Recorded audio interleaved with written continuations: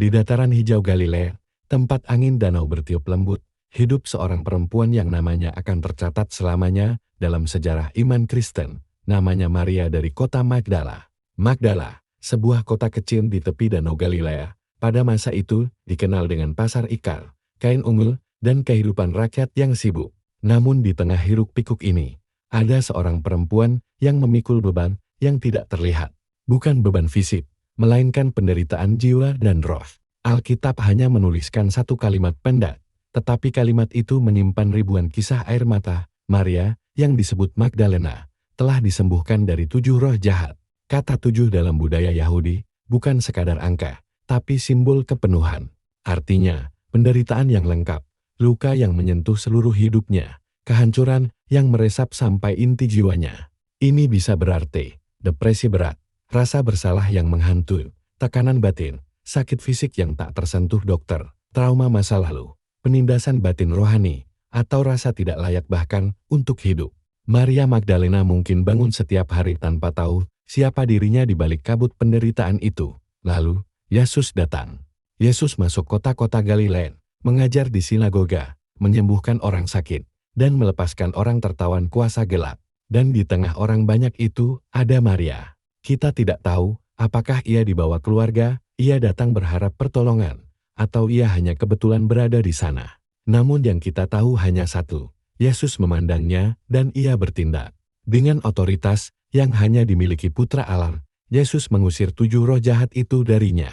Bukan dengan ritual panjang, bukan dengan alat atau jimat, tetapi hanya dengan firman dan kuasa Roh Kudus. Detik itu juga, belenggu batin terputus, rasa takut runtuh, kemuliaan Allah memenuhi hidupnya.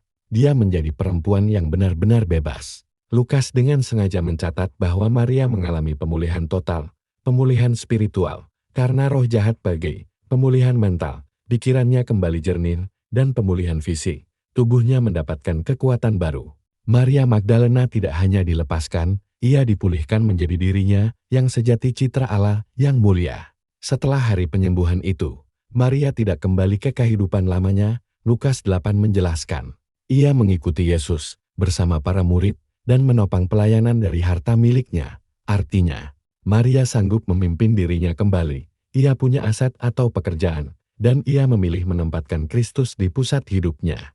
Ia bukan lagi korban, ia menjadi murid Yesus. Maria berjalan kota demi kota, mendengar setiap khotbah, melihat setiap mujizat, dan mencintai setiap jiwa yang disentuh Yesus.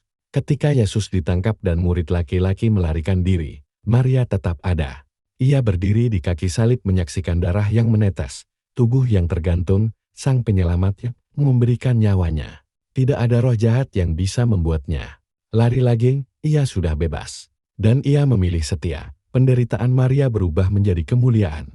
Karena ketika Yesus bangkit, ia memilih Maria Magdalena untuk menjadi orang pertama yang melihat dia hidup. Yesus menyebut namanya Maria, dan Maria menjawab, "Rabuni Guru." Dia adalah orang pertama yang mendengar perintah terbesar, "Pergilah dan beritahu saudara-saudaraku." Karena dia pernah dilepaskan, Maria menjadi pembawa kabar pembebasan. Maria Magdalena merupakan bukti abadi bahwa Injil bukan hanya mengubah masa depan, ia menyembuhkan masa lalu dan membebaskan seluruh pribadi. Dari perempuan yang terikat 7 roh jahat, Maria berubah menjadi saksi pertama kebangkitan Tuhan. Sejarah gereja memberi gelar kepadanya, Rasul bagi para rasul. Karena dari bibirnya, para murid pertama kali mendengar Yesus hidup, berdasarkan sumber-sumber terpercaya. Lukas 8 ayat 1-3. Yohanes 19:20. Markus 15:16. Tradisi Bapak Gereja Hippolytus, abad 3. Kajian Sejarawan Kristen dan Arkeologi Galilea.